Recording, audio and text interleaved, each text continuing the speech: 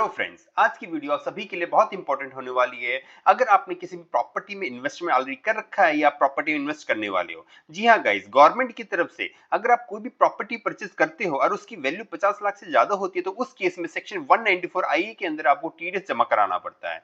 तो आज की वीडियो में डिस्कस करेंगे सेक्शन 194 आईए की क्या क्या प्रोविजंस है, किनको ये टीडीएस जमा कराना पड़ेगा गवर्नमेंट के पास, क्या टाइमलाइन होती है कि कितने टाइम में आपको टीडीएस डिडक्ट करना पड़ेगा, अगर आप इंस्टॉलमेंट में पेमेंट करते हो तो उस केस में कैसे आपको टीडीएस डिडक्ट करना है और कब उसको जमा कराना है गाइस यहाँ पे, तो उसको हम डिस्कस करेंगे। उसके अलावा अगर आपने किसी भी वजह से आपने टीडीएस डिडक्ट नहीं किया या डिडक्ट किया उसको जमा नहीं कराया तो उस केस में क्या पेनल्टी का प्रोविजंस है वो भी हम डिस्कस करेंगे। उसके बाद हम डिस्कस करेंगे कि जिन्होंने भी प्रॉपर्टी परचेज की है और कोई भी टीडीएस डिडक्ट किया है तो उस केस में 26 क्यूबी फॉर्म ऑनलाइन फाइल करना पड़ता है। सो अगर आप एक ज्वाइंट बायर है या सिंगल बायर है या फिर ज्वाइंट सेलर से आपने बाय किया है तो उस केस में 26 क्यूबी कैसे आपको फाइल करना है उसको हम डिस्कस करेंगे। उसके बाद क्योंकि 26 क्यूबी आपने टीडीएस डिडक्ट किया है तो गवर्नमेंट बोलती है कि उसके लिए आपको एक फॉर्म 16 बी भी आपको इशू करना पड़ेगा। तो आपको कैसे ट्रेसेस पे जाके रजिस्ट्रेशन करना है और कैसे आप फॉर्म 16 बी आप यहाँ पे इशू करने वाले हो गाइस, यहाँ पे इसकी भी टाइम लिमिट होती है। तो हम सभी चीजों को डिटेल में डिस्कस करेंगे।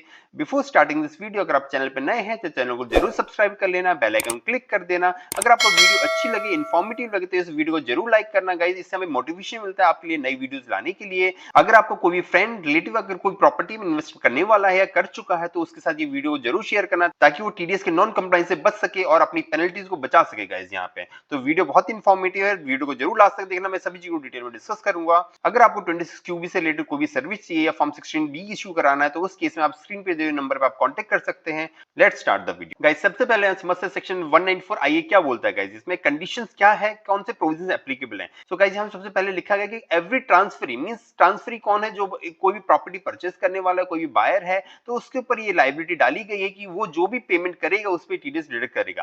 प्रॉपर्टी कौन सी होनी चाहिए गाइस, इमूवेबल प्रॉपर्टी होनी चाहिए, चाहे वो लैंड है या बिल्डिंग है, कोई फ्लैट परचेज कर रहे हो तो उस केस में आपको टीडीएस डिडक्ट करने की लायबिलिटी आपके ऊपर आ जाती है। और अगर आपका प्राइस 50 लाख या उससे ज्यादा है तो उस केस में आपको टीडीएस डिडक्ट करना पड़ेगा गाइस यहाँ पे। इसके अलावा ये जो परचेज प्राइस है गाइस, इसकी कैलकुलेशन का भी गवर्नमेंट ने रूल बना रखा है। अगर आप स्टैंप ड्यूटी वैल्यू से कम पे परचेज करते हो तो उस केस में स्टैंप ड्यूटी वैल्यू आपका प्राइस माना जाएगा। अगर आप उससे ज्यादा में परचेज कर रहे हो, फॉर एग्जांपल स्टैंप ड्यूटी आपकी 40 लाख है पर आपने परचेज किया 60 लाख में, जो आपने पेमेंट किया 60 लाख की, तो उस केस में आपकी जो वैल्यू मानी जाएगी वो 60 लाख मानी जाएगी, मींस जो आपने एक्चुअल कंसिडरेशन पे किया। तो यहाँ पे सिंपल सा रूल ये है कि स्टैंप ड्यूटी वैल्यू और एक्चुअल अमाउंट पेड उसमें जो भी हायर होगा वो आपको कंसीडर करना पड़ेगा टीडीएस डिडक्शन के लिए। फॉर एग्जांपल आपकी स्टैंप ड्यूटी 80 लाख की थी, आपने जो बिल्डर को पेमेंट की वो 90 लाख की है, तो उस केस में जो आपका प्राइस होगा 90 लाख और 90 लाख पे आपको टीडीएस डिडक्ट करना पड़ेगा। और ये प्रोविजन तभी एप्लीकेबल होगा जब आप रेजिडेंट सेलर से आप कोई भी प्रॉपर्टी परचेज करो, मींस विद इन इंडिया का जो आपका सेलर है उससे आप प्रॉपर्टी परचेज करो, तभी आपका सेक्शन 194 आपका एप्लीकेबल होगा यहाँ पे। तो सिंपल सा एक बायर के ऊपर लायबिलिटी डाली गई है कि उनको कोई भी अगर प्रॉपर्टी परचेज करते हैं तो उस केस में अगर उसकी वैल्यू 50 लाख या उससे ज्यादा की है तब उनको यहाँ पे टीडीएस डिडक्ट करना पड़ेगा।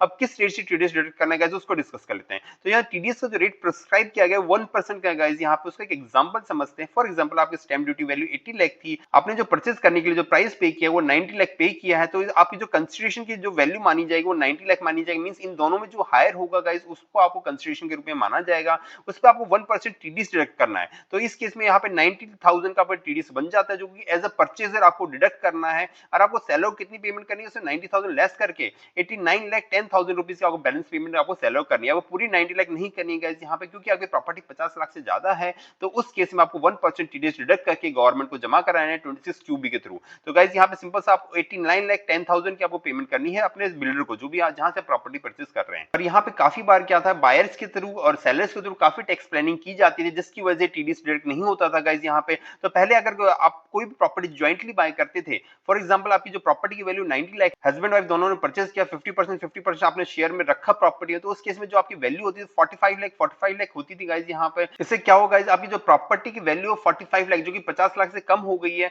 तो उस केस में आपको टीडीएस प्रोविजन एप्लीकेबल नहीं होता था। तो यहाँ पे टैक्स प्लानिंग प्रॉपर कर सकते हैं। इसी तरह सेलर्स भी ऐसी टैक्स प्लानिंग, फॉर एग्जांपल यहाँ पे जो सेलर ए और बी सेलर थे तो हमने उस प्रॉपर्टी बायर एक ही था पर सेलर दो थे, तो उस केस में हमने प्रॉपर्टी की वैल्यू को स्प्लिट करके, क्योंकि यहाँ पे एक सेलर की जो वैल्यू बन रही है 45 लाख की बन रही, तो उस केस में टीडीएस एप्लीकेबल नहीं होता, क्योंकि यहाँ पे प्लानिंग की जाती है बिल्डर के थ्रू और परचेजर के थ्रू, जिसकी वजह से क्या था, इनकम डिस्क्लोज नहीं हो पाती थी। तो गवर्नमेंट ने 1 अक्टूबर 2024 से यहाँ पे बहुत इंपॉर्टेंट चेंज ला दिया गाइस यहाँ पे। तो यहाँ पे अगर आप 2 बायर्स है या 2 सेलर्स वाला केस था तो 1 अक्टूबर 2024 के बाद गवर्नमेंट ने यहाँ क्लेरिफिकेशन इशू कर दिया है कि जो आपकी प्रॉपर्टी की वैल्यू कैसे कंसीडर की जाएगा यहाँ पे। तो इसमें क्लियर लिखा है, it is clarified that in case there is more than one transferor या वन ट्रांसफरी मीन सेलर या बायर एक से ज्यादा है, तो उस केस में प्रॉपर्टी की वैल्यू कैसे कंसीडर की जाएगी। यहाँ पे तो लिखा है जो कंसीडरेशन कैलकुलेट की जाएगी टीडीएस के लिए, तो आपकी एग्रीगेट वैल्यू की जाएगी। तो यहाँ पे गवर्नमेंट क्लियर कर दिया है जो वैल्यू कंसीडर की जाएगी वो एग्रीगेट वैल्यू की जाएगी, चाहे वो ट्रांसफर ने जो भी पेमेंट किया है या ट्रांसफर ने जो भी रिसीव किया है उसकी एग्रीगेट वैल्यू को कंसीडर किया जाएगा, उसकी बेसिस पे टीडीएस एप्लीकेबल होगा। सो 1 अक्टूबर 2024 के बाद अगर आप ज्वाइंटली प्रॉपर्टी बाय करते हो या ज्वाइंट सेलर से आप बाय करते हो तो उस केस में आपके प्रोविजन चेंज हो गए गाइस यहाँ पे। तो उस केस में जब आपके क्लेरिफिकेशन आ गई अक्टूबर के बाद, तो उस केस में अगर आप for example husband wife purchase कर रहे हैं या फिर ब्रदर्स या कोई रिलेटिव के थ्रू परचेज कर रहे हैं, तो उस केस में जो भी स्प्लिटिंग हो रही है तो उस केस में टीडीएस का प्रोविजन एप्लीकेबल है, क्योंकि हम यहाँ पे एग्रीगेट वैल्यू कंसीडर की जाएगी यहाँ पे। मींस हस्बैंड वाइफ की जो टोटल वैल्यू है 45 प्लस 45 दोनों को कंसीडर कर 90 लाख ही आपकी वैल्यू कंसीडर की जाएगी। पर इस केस में क्योंकि आप ज्वाइंटली प्रॉपर्टी परचेज कर रहे हो तो आपको दो एडिशनल आपको 26 क्यूबी फाइल करने पड़ेंगे। इंडिविजुअल हस्बैंड के नाम से भी फाइल होगा, वाइफ के नाम से भी फाइल होगा, या फिर इंडिविजुअल रिलेटिव जो भी है उसके बेसिस पे आपको दो फॉर्म यहाँ पे फाइल करने पड़ेंगे अगर आप सिंगल एक सेलर से परचेज कर रहे हो। तो इस केस में क्या होगा, जो आपकी individual value for example 50% husband का शेयर था 50% वाइफ का था, तो आपकी स्टैंप ड्यूटी वैल्यू स्प्लिट हो जाएगी, टोटल 80 को दो भागों में डिवाइड किया जाएगा। इसलिए जो परचेज प्राइस है जो 90 लाख का था उसको भी स्प्लिट किया जाएगा। आपकी जो कंसिडरेशन आप जो पे करोगे इंडिविजुअल अकाउंट से 45 लाख अगर आप पे कर रहे हो, तो उस केस में इंडिविजुअल हस्बैंड को भी 1% टीडीएस डिडक्ट करना पड़ेगा, मींस 45,000 आपको टीडीएस डिडक्ट करना पड़ेगा, और नेट पेमेंट 44,55,000 की आपको यहाँ पे नेट पेमेंट करनी पड़ेगी सेलर को। इसी तरह वाइफ को भी यहाँ पे गाइस यहाँ पे 1% टीडीएस डिडक्ट करना पड़ेगा, इसको जमा भी कराना पड़ेगा, और उनको भी नेट पेमेंट 44,55,000 ही पे करना पड़ेगा। तो अल्टीमेटली इंपैक्ट वही रहेगा, पर क्योंकि यहाँ पे स्प्लिटिंग की वजह से यहाँ पे प्रोविजन एप्लीकेबल नहीं हो पा रहा था, तो गवर्नमेंट यहाँ पे क्लियरिफिकेशन निकाल दिया है। अगर आप ज्वाइंटली प्रॉपर्टी परचेज कर रहे हो तो उस केस में भी आपकी जो वैल्यू कंसीडर की जाएगी वो एग्रीगेट वैल्यू ही कंसीडर की जाएगी, दोनों बायर की जो वैल्यू हो उसको इंडिविजुअली ऐड किया जाएगा, उसी को कंसीडर किया जाएगा टीडीएस प्रोविजन कैलकुलेशन के लिए गाइस यहाँ पे। इसी तरह अगर सिंगल बायर है पर जो सेलर है वो ज्वाइंट है, तो उस केस में भी ये प्रोविजन एप्लीकेबल हो गया है। तो उस केस में गाइस इसको एग्जांपल समझते हैं। फॉर एग्जांपल आपने जो बिल्डर ए या बिल्डर बी जो सेलर थे दोनों में 50-50% इन दोनों का शेयर था, तो आपने इनसे प्रॉपर्टी कोई परचेज की है, तो उसके स्टैंप ड्यूटी वैल्यू 80 लाख ही रहने वाली है। आपकी जो परचेज प्राइस है वो 90 जो आपने उनको एक्चुअल पेमेंट की है वो रहेगी, और जो आपकी टोटल कंसिडरेशन इन दोनों जो हायर रहेगा वो 90 लाख रहेगा, तो आपको टीडीएस 90 लाख पे ही डिडक्ट करना है गाइस यहाँ पे। तो यहाँ पे सिंपल से ये नहीं कह सकते कि आप क्योंकि आप सिंगल पेमेंट करो, बिल्डर ए को 45 लाख पे कर रहे हो, बिल्डर बी को 45 लाख पे कर रहे हो, तो इस केस में टीडीएस का प्रोविजन नहीं लगा, क्योंकि गवर्नमेंट ने क्लियरिफिकेशन निकाल दिया। तो इस केस में आपकी जो एग्रीगेट वैल्यू कंसीडर की जाए 90 लाख ही कंसीडर की जाएगी, आपको टीडीएस डिडक्ट करना है 90,000 का, और आपको 89,10,000 रुपीस की पेमेंट करनी है बिल्डर ए को, और बिल्डर बी में 50-50% मींस 44,55,000 आपको बिल्डर ए को पे करनी है, 44,55,000 आपको बिल्डर बी को पे करनी है। इसके अलावा गाइस काफी बार क्या बिल्डर की तरफ से प्लानिंग की जाती थी, जो 90 लाख का अमाउंट है वो सिंगल अमाउंट ना लेके उसको मल्टीपल फीस के रूप में, for example maintenance fees, electricity fees, उसके रूप में लेके हुए यहाँ पे आपसे अमाउंट रिकवर किया जाता, तो गवर्नमेंट ने उस पर भी क्लियरिफिकेशन निकाल दी कि कंसिडरेशन कैसे कैलकुलेट होगी। तो यहाँ सिंपल सा गवर्नमेंट ने बता दिया है कि जो कंसिडरेशन होगी उसका मतलब होगा कि जो भी आपसे चार्जेस रिकवर किए गए, चाहे वो क्लब मेंबरशिप फीस के रूप में हो, कार पार्किंग के रूप में, इलेक्ट्रिसिटी और वाटर फीस के रूप में, या मेंटेनेंस फीस के रूप में, या कोई एडवांस फीस, मींस जो भी इस नेचर की कोई भी फीस के रूप में आपसे कोई भी पैसा लिया जा रहा है, तो माना जाएगा आपने उस प्रॉपर्टी को परचेज करने के लिए पेमेंट की है, तो आपको उसको इंक्लूड करके आपको पूरा टीडीएस डिडक्ट करना है गाइस यहाँ पे।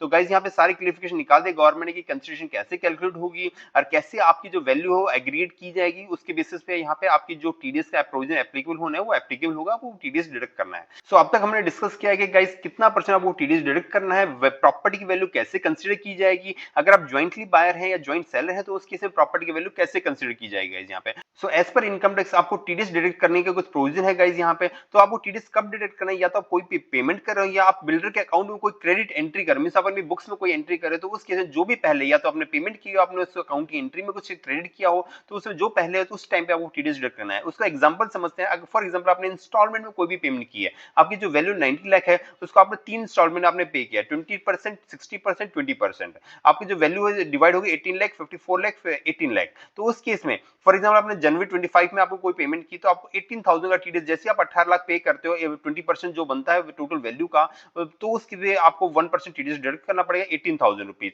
और उसको जमा कराना पड़ेगा। इसी तरह दिसंबर में फॉर एग्जांपल एग्जांपल दिसंबर 25 में आपने जाके कोई पेमेंट की 60% की, तो जो कि 54 लाख होती है, तो उस पे 1% टीडीएस डिडक्ट होगा 54,000 रुपीज। तो इसी तरह आप मार्च में कोई पेमेंट करते हो, एग्जाम्पल 20% जो बैलेंस पेमेंट था वो 18 लाख रुपीज था, तो उस केस में जब आप वो पे करोगे उस केस में आपको 18,000 रुपीज का यहाँ टीडीएस डिडक्ट करना, मींस टोटल 19,000 का जो टीडीएस है वो आप इंस्टॉलमेंट जैसे जैसे आप पेमेंट करते जाओगे वैसे वैसे आपको टीडीएस डिडक्ट करना है। इसी तरह अगर आप कोई लमसम पेमेंट करो, मींस एक साथ ही पूरा पे कर दियो, तो जैसे आप पेमेंट करो उसी टाइम पे आपको पूरा टीडीएस डिडक्ट करना है और उसको जमा कराना है। तो गाइस हमने अब तक टीडीएस डिडक्ट तो कर लिया, अब इसको जमा कराने की क्या टाइम लिमिट वो भी इनकम टैक्स में डिफाइंड है, तो उसको हम डिस्कस कर लेते हैं। तो जो भी टीडीएस आपने डिडक्ट किया उसको डिपॉजिट कराने की टाइम लिमिट जैसे आपने डिडक्ट किया विद इन 30 डेज आपको जमा कराना है। सो फॉर एग्जांपल आपने जनवरी मंथ में डिडक्ट किया, तो जैसे जनवरी मंथ एंड हो जाता है उसके विद इन 30 डेज में आपको टीडीएस डिडक्ट कराना है गाइस यहाँ पे। तो इस केस में यहाँ पे जनवरी 25 में आपने 20% का जो अमाउंट पे किया था उस पे 18,000 रुपए का आपको टीडीएस डिडक्ट करना था, आपने वो डिडक्ट किया, तो उसको 3 मार्च तक आपको यहाँ पे जमा कराना है। इसी तरह जो भी दिसंबर 25 में आप जो पेमेंट करने वाले हो उसमें 54,000 का आपको टीडीएस बनता है, तो गाइस उसको 30 जनवरी 2026 तक आपको जमा कराना है।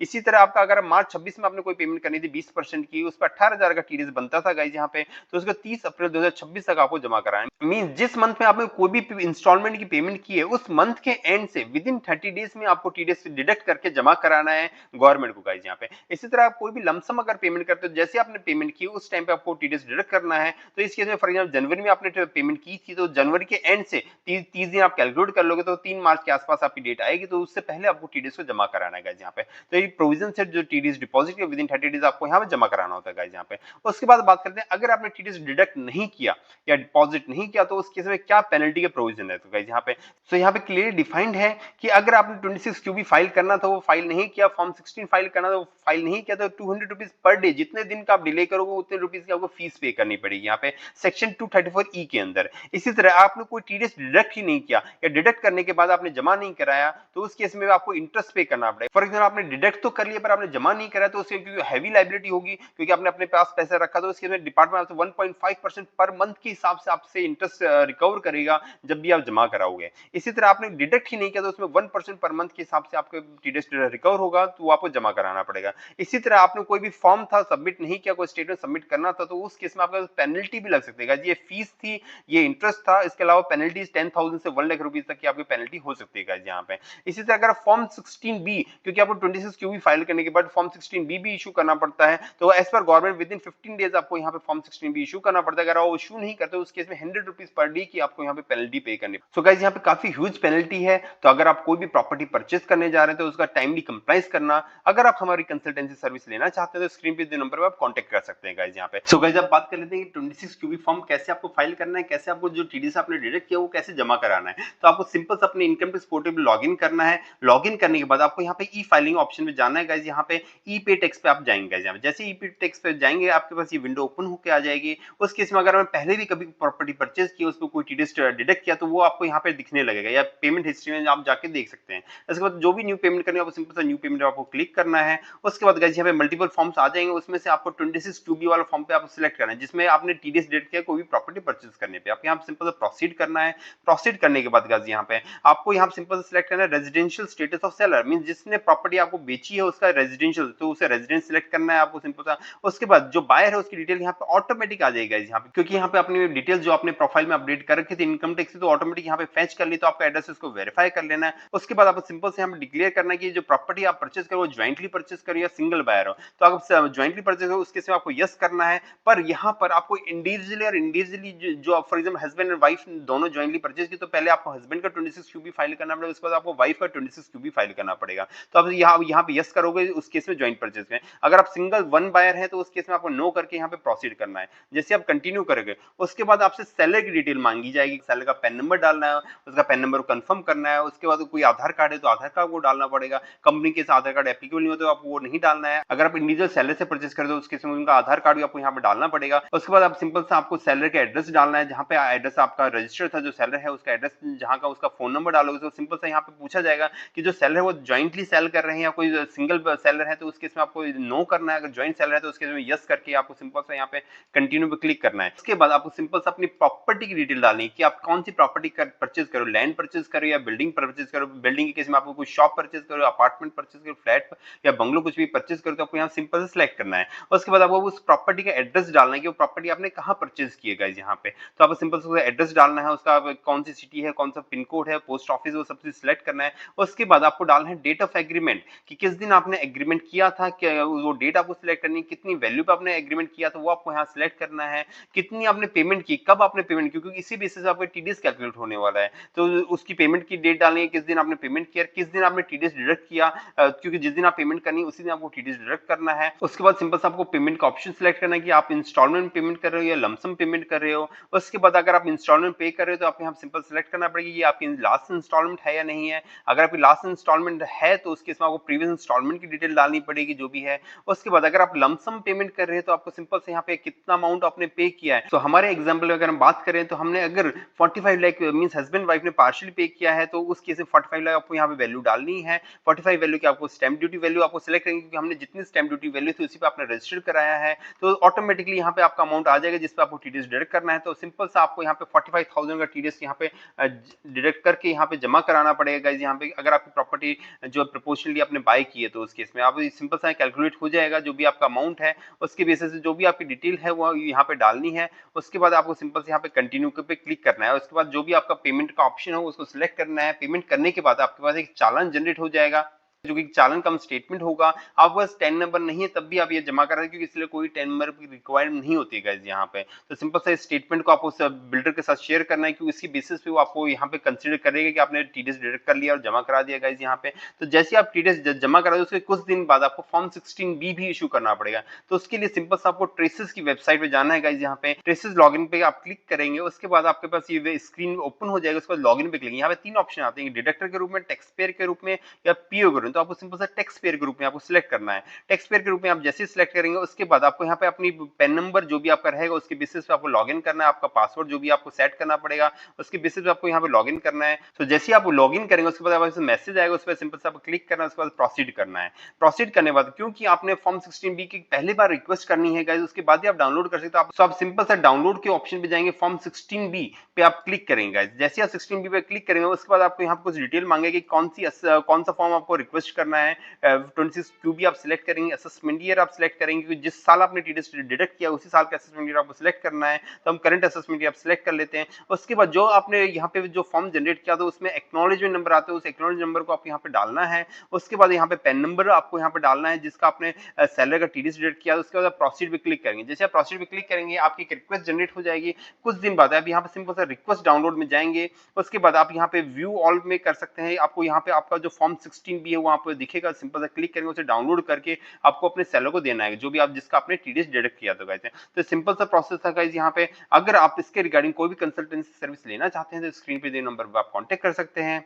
Guys, hope you find this video informative. Please like, share and subscribe my channel. In case of any doubt, please put your comment in comment box. Thank you friends.